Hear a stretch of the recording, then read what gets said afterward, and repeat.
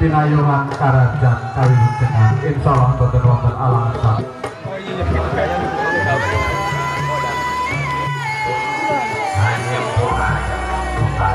Wonten pasaran Kakidadi, wonten pasaran Bandaraga, wonten pasaran Dumulu, wonten pasaran Kuncen, para Kumar Luhut ing sampun dipun doaken wonten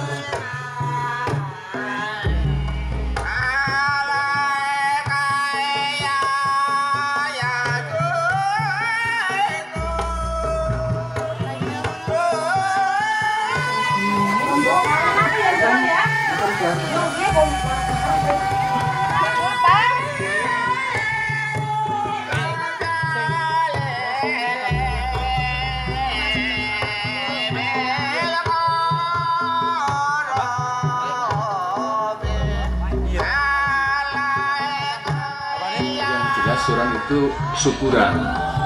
syukuran karena dalam bulan Muharram orang Islam itu kan bulan kemenangan para tokoh-tokoh agama zaman dulu.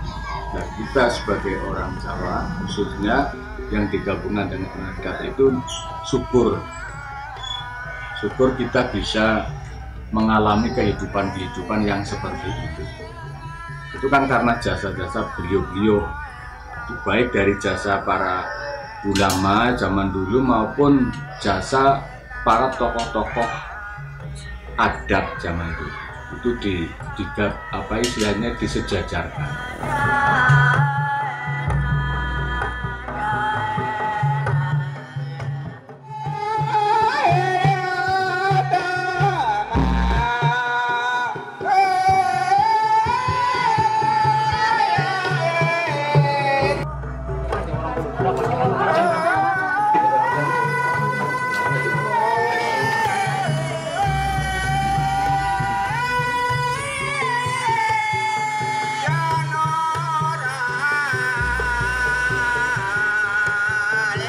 Syukuran itu sebetulnya bersih desa itu ya, secara tidak langsung dan mau nggak mau, secara langsung ataupun tidak langsung, ini adalah sebagai warisan dari pendahulu kita, bagi orang-orang dulu yang perlu dilestarikan, dan budaya ini perlu dijaga dan dilestarikan karena di sini mengandung makna untuk memohon kepada Allah untuk keselamatan warga dan sekitar.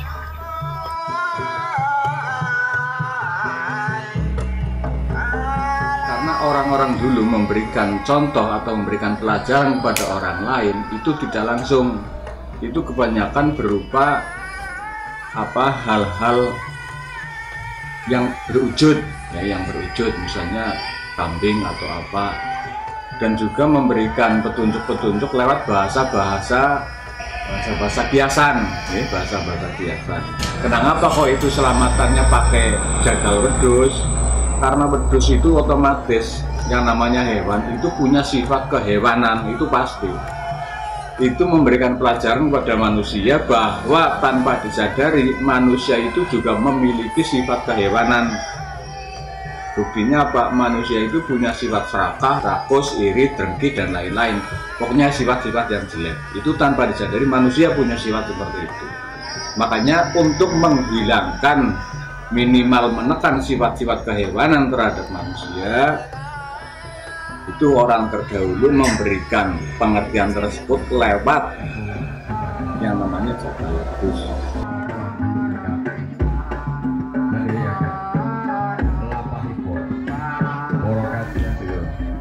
Yang namanya sholawat jalan juga itu hasil karya para pendahulu. Yang intinya juga syukuran, itu syukuran terhadap Rasulullah. Karena tanpa Rasulullah kita hidup itu tidak ada artinya apa-apa. Karena beliau Rasulullah itu kan telah memberikan beberapa petunjuk arahan ya, contoh-contoh yang tidak terhitung nilainya. Makanya dengan adanya petunjuk dan apa istilahnya pedoman-pedoman dari Rasulullah, kita selaku umatnya merasa bersyukur, dan ucapan rasa syukur itu bukan hanya diucapan saja tapi dibuktikan itu dalam bentuk sholawat Jawa.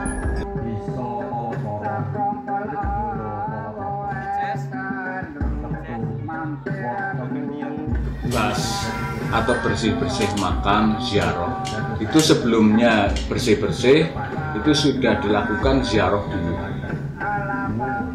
istilahnya memberikan doa-doa terhadap para arwah yang telah mendahului kita.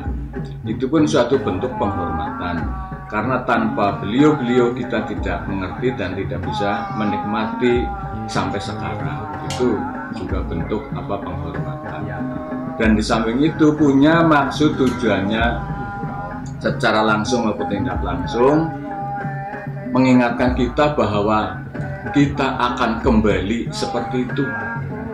Tanpa disadari, harapan kita sebagai orang tua menyadari bahwa kita harus bersikap atau hidup ini harus penuh kehati-hatian, tidak boleh seenaknya, apalagi melanggar aturan-aturan atau norma-norma agama maupun aturan pemerintah.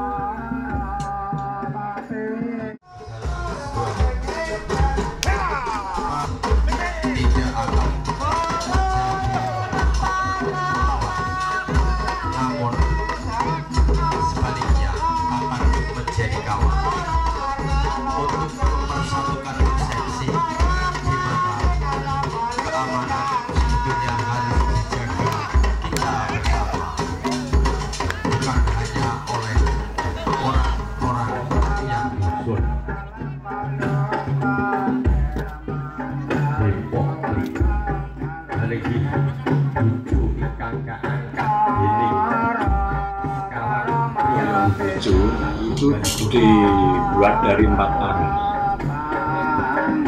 Itu 4 arah angin. Itu membuktikan atau memberikan pendidikan terhadap mereka-mereka. Kalau 4 arah angin itu nanti berjalan bersama, ketemu dalam satu titik, itu otomatis punya kekuatan yang luar biasa.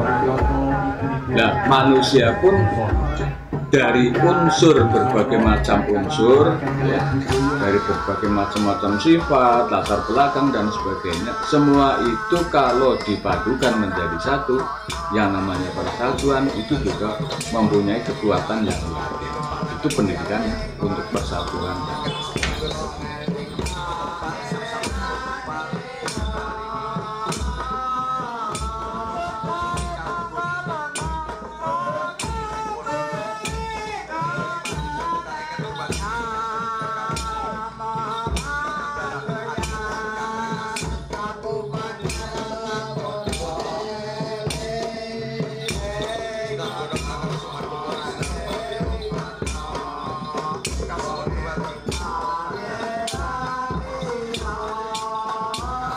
Memang di sini ada dulu. Nah, ini maksud saya juga, saya selaku anggota di dalam kesenian Enggreng itu memang hampir punah, hampir nggak ada.